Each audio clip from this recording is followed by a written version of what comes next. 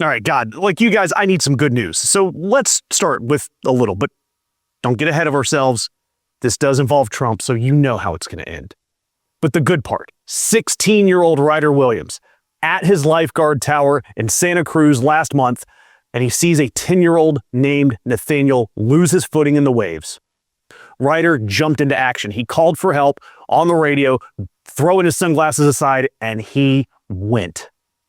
The ocean beat the hell out of both of them. Nathaniel went limp. Ryder wouldn't let go. Wave after wave, not letting go, getting him close to shore until another lifeguard, Aaron Bohnen, helped get them both to dry land.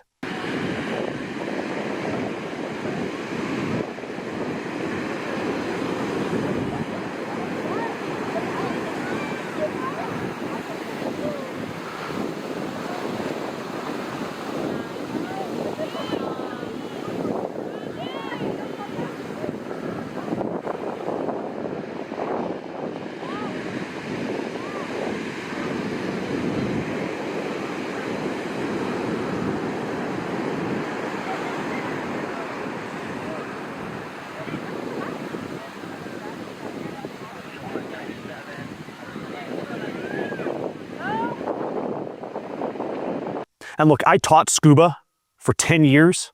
I taught rescues like this.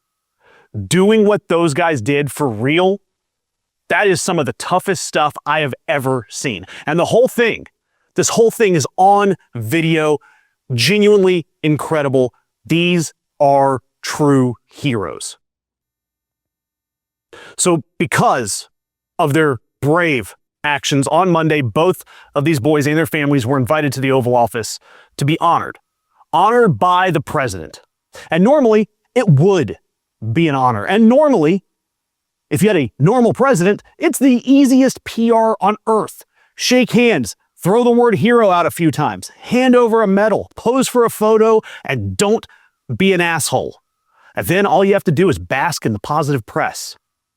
And Donald Trump almost did it. He almost pulled it off. Yet naturally, Donald Trump looked at that 10-year-old who almost drowned and said, I don't know if I'd do it. I wouldn't probably. You're lucky I wasn't on service that day. You know, when you see that, I don't know if I'd do it. I wouldn't probably. You're lucky I wasn't. You're lucky I wasn't on service that day. I don't know. He told a child that he's lucky that he wasn't his lifeguard because he would have taken a pass. And the wildest part of it is Donald Trump thought he was being funny and charming. He said it like it was a compliment. Somewhere in that brain, I would have rather watched you go under, filed itself under, this is a totally good thing to say in front of the press. But look, when it comes to Trump's lack of bravery, I believe him. I mean, hell, the guy throws everyone under the bus. Epstein victims, soldiers, allies, our entire country. And he did back out of war because of bone spurs. If only he could be this self-aware more often.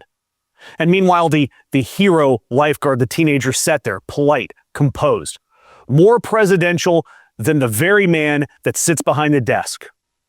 And this kid did the job that Baywatch pretended to do in real surf. And then he had to sit on a gold couch while some old geriatric explained that he would have let the ocean win. And I want to hear some positive stuff in the comments. I want to ask, who was your Ryder Williams, your coach, your teacher, your lifeguard, the stranger who showed up when it counted? What have you seen? What has impacted your life? Who is it? Give them a shout out by name in the comments.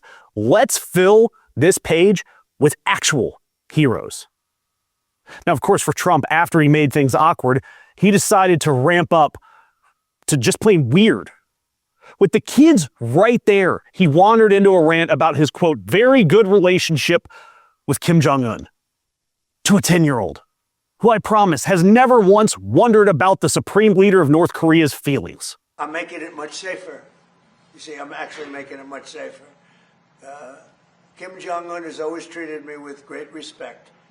And we met on numerous occasions, actually, 2 primary occasions, spoken and spent time.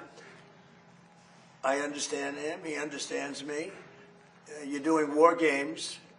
I get along with him. You know, he didn't like Biden. He didn't like Obama. He didn't like anybody. But I get along with him very well. No, what I'm doing is making things safer. And I did a video the other day that it discussed this exchange.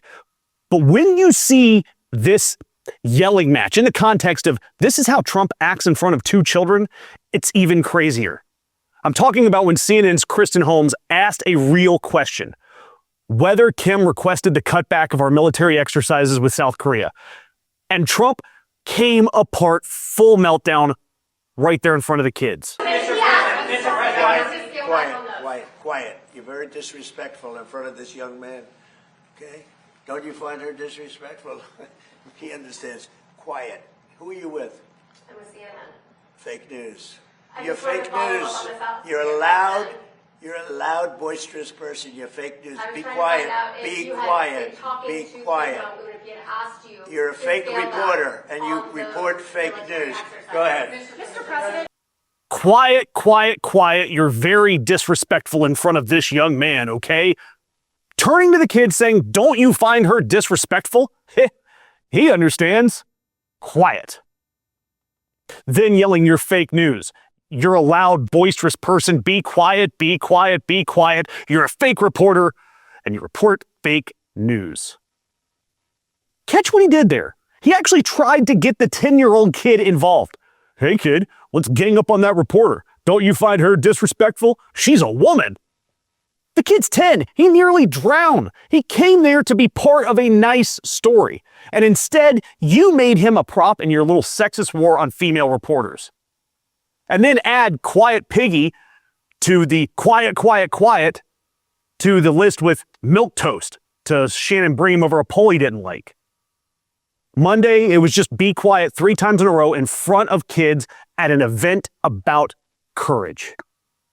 And so let's fix this record, by the way, as I close out this video. Ryder Williams, you're the story. You're the hero. F that orange goblin in the White House. Nathaniel, I'm glad you're here, buddy. And Aaron, pure respect to you for jumping in when you did. You kids are awesome. And you were let down by that alleged man in charge. Don't ever forget that Donald Trump told you exactly who he is. Trump would have let Nathaniel drown, and he thinks that smart, driven women should be quiet. Welcome to Trump's America.